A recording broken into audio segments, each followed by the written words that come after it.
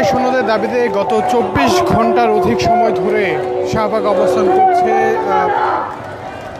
জুলাই আন্দোলনে আহত এবং অন্যান্যরা। আমরা যেমনটি দেখছেন যে বেশ কিছু সংখ্যক লোকদের নিয়ে তাদের যে অবস্থান, সেই অবস্থানটি শাহবাগে এখনও রয়েছে। পাশাপাশি তারা স্লোগান দিয়ে যে ইন্টারিমের সমালোচনা সেটি করছেন। এটিকে ঘিরে আমরা যেটা দেখছি যে ঠিক কিছুটা সড়কে ভোগান্তির সৃষ্টি হয়েছে। কিছুক্ষণ আগেও আমরা দেখেছি যে সড়কে ভোগান্তির ফলে আইনশৃঙ্খলা বাহিনীর সদস্যরা তাদেরকে বোঝানোর চেষ্টা করছে, সড়ক সারার চেষ্টা করছে। তবে ইতিমধ্যে কিন্তু সড়কের যেই একটি মুখ সেটি খুলে দেওয়া হয়েছে, যেটি বারডেম হয়ে সামনের দিকে গিয়েছে।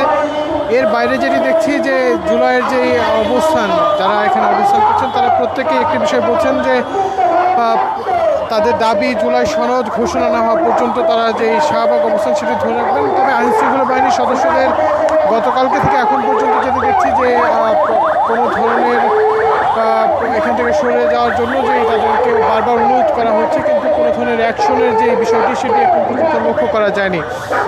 তবে এখন যেটি দেখছি যে তারা এখানে অস্থায়ী একটি মঞ্চ করেছেন, যে মঞ্চে আসলে তারা বলছেন যে জুলাই ঘোষণাপত্র, জুলাই সনদ বাস্তবায়ন এবং স্থায়ী বিধানের যুক্ত করার দাবিতে তাদের অবস্থান কর্মসূচি যেটি শাহবাগে রয়েছেন। এখানে তারা আয়োজক হিসেবে বলেছেন যে জুলাই শহীদ পরিবার ও জুলাই যোদ্ধা যারা রয়েছেন তাদেরকে নিয়ে বলছেন। তবে ইতিমধ্যে আমরা যেটি দেখছি যে তাদের যে অবস্থান, সেই অবস্থানটি অনেকটাই ঝটিকা বা ছোট্ট আকারে যে অবস্থানটি সেটি এখানে আছে। আমরা যদি বলি যে গতকালকে থেকে তাদের যে অবস্থান, সেই অবস্থান থেকে তারা একটি বিষয় বলছেন যে তারা জুলাই সনদ না পাওয়া পর্যন্ত তাদের যে কর্মসূচি, সেই কর্মসূচি চলমান রাখবেন। আমরা এখানে যারা আছেন তাদের সঙ্গে কিছুটা কথা বলার চেষ্টা করব, তাদের কাছ থেকে জানার চেষ্টা করব তাদের যে অবস্থান, সেই অবস্থানটি নিয়ে।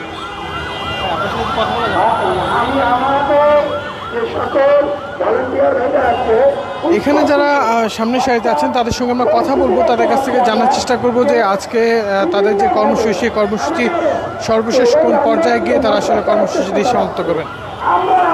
কথা বলা যাবে। আচ্ছা, আপনাদের যে এই যে এখানে অবস্থান, সেই অবস্থানে কতক্ষণ পর্যন্ত ধরে রাখবেন? এটা সময় নির্ধারিত দেওয়া হয়নি। সরকার যেমন মানে নেবে না, ওই মতো আমরা আছি। কোথায় থেকে এসেছেন? ঠাকুরগাঁ থেকে এসেছি। আপনি ঠাকুরগাঁ থেকে এসেছেন। আপনি আসলে কি চাচ্ছেন এই যে অবস্থান কর্মসূচি, সেই অবস্থান কর্মসূচি থেকে আপনাদের দাবি কি? আমাদের দাবি হলো জুলাই সনদ, জুলাই ঘোষণা আর চিকিৎসা। জুলাই ঘোষণাপত্র আপনাদের পক্ষ থেকে কি কি নির্দিষ্ট দাবি আছে? যে এই ঘোষণাপত্রে, জুলাই ঘোষণাপত্র যেটি ঘোষণা হবে, সেখানে আসলে আপনাদের দাবিগুলো কি কি? আমাদের স্বীকৃতি দিতে হবে, আমাদের রাষ্ট্রীয় মর্যাদা দিতে হবে, সংবিধানে স্বীকৃতি দিতে হবে। আমাদের দাবি হলো সংবিধানে আমাদের স্বীকৃতি দিতে হবে।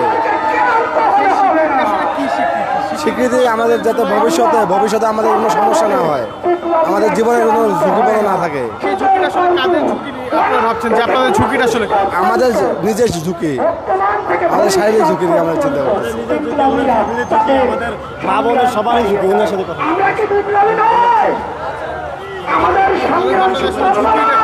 সরকার কি নিয়ে আপনাদের জন্য তো সরকারের পক্ষ থেকে একটি আবাসস্থলের ব্যবস্থা করা হচ্ছে। আপনি জুলাই যোদ্ধা কি বা জুলাইতে আহত হয়েছেন?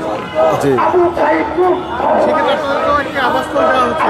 তারপর আসলে আপনারা কি আমাদের একটা স্বীকৃতি দিতে হবে সরকারিভাবে, যাতে সংবিধানে আমাদের উল্লেখ করা থাকে। আমাদের এক্ষেত্রে রাজনৈতিক দলগুলোর প্রতি আপনাদের আহ্বান কি? আমাদের কোনো দলের আহ্বান নাই, সবাই মিলে আমাদেরকে স্বীকৃতি দেবে।